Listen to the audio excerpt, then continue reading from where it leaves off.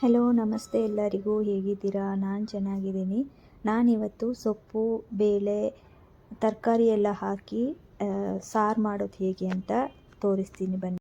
ಮೊದಲಿಗೆ ಕುಕ್ಕರಲ್ಲಿ ಬೇಳೆ ಬೇಯಿಸೋಕ್ಕಿಡೋಣ. ಸ್ವಲ್ಪ ಎಣ್ಣೆ ಹಾಕಿ ಬೇಳೆ ಬೇಯಿಸೋಕ್ಕಿಡಬೇಕು. ಬೇಳೆ ಬೇಯ್ತಾ ಇರಲಿ, ಅಷ್ಟೊತ್ತರಲ್ಲಿ ನಾವು ತರಕಾರಿ ಕಟ್ ಮಾಡ್ಕೊಳ್ಳೋಣ. ತರಕಾರಿ ಟೊಮೆಟೊ, ಬೀನ್ಸು, ಹುರುಳಿಕಾಯಿ, ಈರುಳ್ಳಿ, ಸೊಪ್ಪು, ನಿಮ್ಮ ಹತ್ರ ಏನೇನು ತರಕಾರಿ ಇದೆಯೋ ಎಲ್ಲ ಹಾಕ್ಕೊಳ್ಳಿ. ಬದನೆಕಾಯಿ ಇತ್ತು, ಅದನ್ನು ಹಾಕ್ತಾಯಿದ್ದೀನಿ ನಾನು. ಬೇಳೆ ಬೆಂದಿದೆ ನೋಡಿ. ಇವಾಗ ಬೆಂದಿರೋ ಬೇಳೆಗೆ ತರಕಾರಿನ ಹಾಕ್ಕೊಳ್ಳೋಣ. ಮೊದಲಿಗೆ ನಾನು ಬೇಳೆನ 3 ವಿಜಿಲ್ ಕೂಗಿಸ್ಕೊಂಡಿದ್ದೆ. ತರಕಾರಿ ಹಾಕಿದ ಮೇಲೆ 2 ವಿಜಿಲ್ ಕೂಗಿಸ್ತಿದ್ದೀನಿ.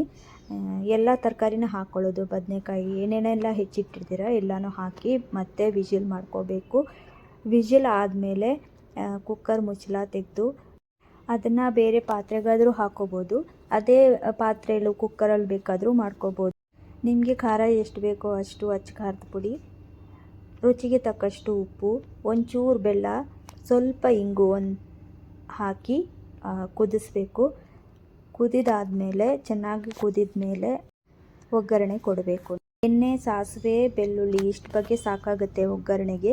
ನಾನು ಅಷ್ಟೇ ಹಾಕೋದು. ಅದರಿಂದ ಒಗ್ಗರಣೆ ಕೊಟ್ಟರೆ ಸಾರು ರೆಡಿಯಾಗುತ್ತೆ. ತುಂಬ ಚೆನ್ನಾಗಿರುತ್ತೆ. ದೋಸೆ, ನೀರು ದೋಸೆ, ವೈಟ್ ರೈಸ್ ಎಲ್ಲದಕ್ಕೂ ತುಂಬ ಚೆನ್ನಾಗಿರುತ್ತೆ. ಇಡ್ಲಿಗೂ ಚೆನ್ನಾಗಿರುತ್ತೆ. ಒಂದ್ಸಲಿ ಮಾಡಿ ನೋಡಿ. ಸಿಂಪಲ್ ಆಗಿರೋ ರೆಸಿಪಿ ಇದೆ ಇದು. ಯಾರ್ಯಾರು ನನ್ನ ಚಾನಲ್ನ ಫಸ್ಟ್ ಟೈಮ್ ನೋಡ್ತಿದ್ದೀರಾ ಸಬ್ಸ್ಕ್ರೈಬ್ ಮಾಡ್ಕೊಳ್ಳಿ. ವಿಡಿಯೋ ಇಷ್ಟ ಆದರೆ ಲೈಕ್ ಮಾಡಿ, ಶೇರ್ ಮಾಡಿ, ಸಪೋರ್ಟ್ ಮಾಡಿ ಅಂತ ಕೇಳ್ಕೊತಿದ್ದೀನಿ. Thank you.